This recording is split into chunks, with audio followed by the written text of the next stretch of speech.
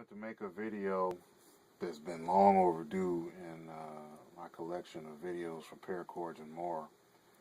There's a video for how to just do a basic Cobra weave bracelet. Now I'm making this order for a nice lady that inquired back in December, and she placed an order a few days ago, so I'm making one of our Vietnam veteran memorial bracelets. It's going to look similar to this metal here, and you'll kind of see it when it's done, but that's how we start. I've had some of this in other videos, but basically you start by making a loop in the middle. I explain how to do the joining of them, so I won't go into that.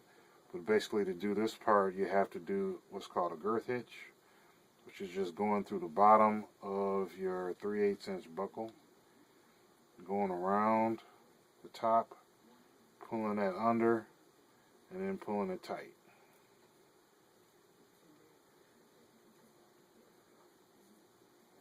She needed a bracelet that was 9 3/4 inches, and actually she did a measurement and came up with 7 3/4 inches. But usually when I add in enough length for the thickness of the paracord, the amount that's lost was within this buckle, which is about a 1/2 inch. And for just general comfort, it comes up to about 2 inches that I need to add to the raw measurement that I get from a customer. So I've showed this before, how I measure on this little ruler. Measure hers out 9 3/4 inches. Double check that it came loose. Once I get that, fold it over. Now this can be the same if you got all one color, but it's a little easier to see with the two colors as I weave them. For me, it's easy. I'm pinching this with my thumb and forefinger, and I stick out my ring finger, go around with the left side of the loop, left string, and then go under it with the right side, come back around under the standing two lines, which are these two here, and come back up through that loop. This is the first loop to start it, and this is partly what determines the measurement of the bracelet. So until I actually get this one tight, I don't let this go. And then even once I get close like this, I still double check the measurement. The measurement's the same. Often when I do it, the measurement's off a little bit, 1/2 inch, 1/4 inch, and I have to adjust by moving this up around, pulling this male side of the buckle up a little bit so that I can get the exact measurement that the customer requested. Now also I showed this, which I learned from Power. This is there's a guy on YouTube. This is my interpretation of what he did.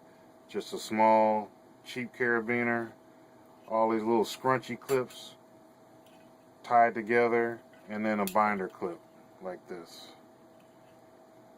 And this works for me. I've used it for a couple years now. Wrap it around my waist, hook it together, put the binder clip in front of me, and I have on the table here these clips. I have the female side of the clip. I also have a male side in case I make a king cobra, which is double the stitch and I have to turn it around. But this is a cobra stitch, so I just have to do it one way. So I clip it in, clip the female into the binder clip that's hooked to me, and I can adjust how tight I want it based on, how far I scoot away from the chair, the table. Scoot my chair back. And I want it a little tight, but if you pull it too tight, obviously it'll come out. but I want it snug enough that it'll stay taut while I'm doing the bracelet. So once I have this here, basically to make just a basic Cobra stitch, I'm going to take my right cord, which in this example is yellow. I'm going to go across both standing lines. We'll call these the standing lines, these two in the middle. They are going to be covered up, but they add to the thickness of the entire bracelet. You go over the top of them. You're going to take your left side and you're going to go over this line, under it, under the two standing lines, and you're going to pop back up through this little hole. Okay? I'll try to do the next one a little slower. Basically, to do a Cobra stitch, you're going to go back and forth. The way to tell if you stop somewhere, the way to tell which side you got to go is when you see this loop going down and your cord going out. That's the one that's got to start the next loop. That's the one you got to lay across the top like this. If you do it this way, you'll end up with another kind of stitch, which is a nice looking stitch, but it won't look like a King Cobra stitch. And maybe we'll do that one later on. This one, you pull it aside, pull it across, make a little small loop. I heard some people say make an S. This way works good for me. Take your right line, go over that loop, under the standing line, under that right line, up through the hole, pull it out, and pull it all the way through. And pull it tight. Now it's important to pull it tight every so often so the bracelet will be nice and tight when it's the finished product. Same thing, like I said, you got this one loop going down and around and this one through. That's your next line. It's easy to see with these contrasting colors, but you can still pick up the same thing if you've got, say, all black. You can still have be able to pick out where, if you stop somewhere, you stop, you leave, you come back later, you can pick it up again and say, okay, my line is going outside of this loop here. That's where I got to start. You come back across, take your loop down and around, you go back up under the standing two lines, back up through a hole, and you pull it tight. And you just keep repeating that same stitch all the way down the bracelet. You keep pulling it tight as you go. If you pull it tight while you do it, and I know people have different hand strength, if you pull it tight while you do it, it'll be good and tight at the end. I used to always push it up tight that way, but I would find that doing that would adjust how much I had, and then my measurement of string wouldn't be correct. And roughly you need about 1 inch for every 1 foot of cord for every inch of length in your bracelet. Push pause.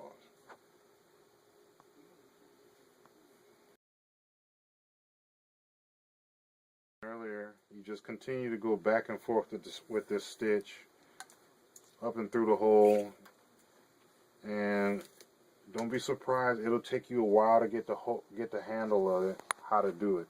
It's easier with the two colors. That makes it much easier to not lose track. One thing I do like about these, if you do it wrong, you can tell it real quick. Like if I go with this stitch and I go this way,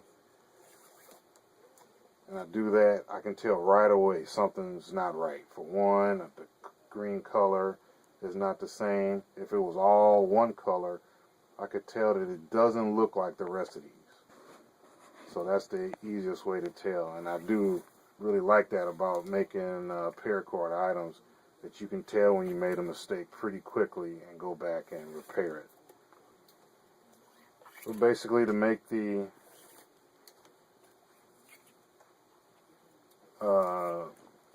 Cobra weave bracelet, is just going back and forth. You know, this probably looks like I'm doing it real fast, I've probably made, since I've started my business a couple of years ago, I don't know, 1,000, 1,200 bracelets.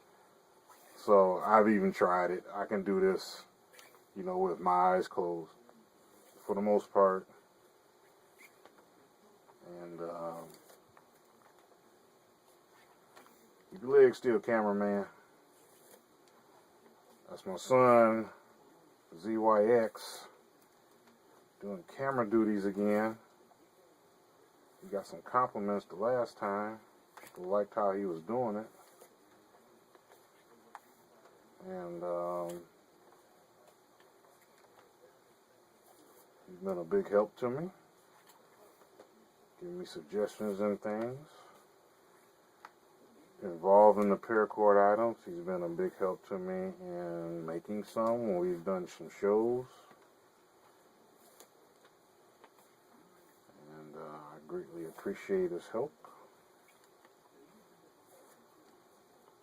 And I appreciate the fact that some of you all have, given some positive comments to him. I'll pass those along to him and let him know.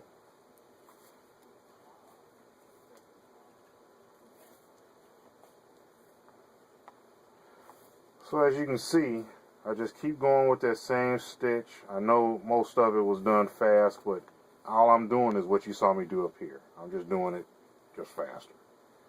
Keep going till I'm at the very end. Don't worry about the fact that you might have like this much left over. That's okay.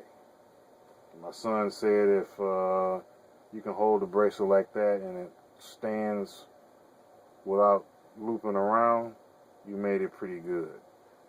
So now at this point, I would just do these by hand.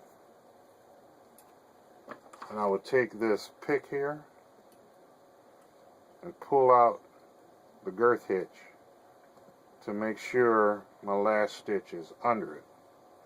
Then I want to check it for tightness. If it's not wobbling very much back and forth, because I've seen some, they don't go right to the end, especially some commercially made ones, they don't go right to the end and they're real loose, and I don't really care for that. So that's pretty much it. I'm going to cut and singe on here, cut and singe on this end, and then the basic part of the bracelet be done. And then after that, I'll need to install 3 stripes to look like the service metal. And the customer also asked on the sides of the red stripes, the 3 red stripes, to add in a couple green stripes so that it would even closer match the service metal. So I'm going to do that also. But I just wanted to have a little video to show the basic making of a Paracord Cobra weave bracelet. There's lots of video on YouTube, on the internet, of how to do it. Lots of people doing it. But as I've said before, sometimes you might just like the style of how somebody teaches it. Somebody might like the way I teach it. I showed the procedure, and that's who the video's for. Somebody else, there's lots of other people. If you don't like my style, you don't like my voice, you don't like how my hands look, you can look for the same kind of tutorial elsewhere. And so I just wanted to pass that information out and let everybody see it. I appreciate you watching. Please consider subscribing and liking our video. Give us a thumbs up. And we'll see you next time.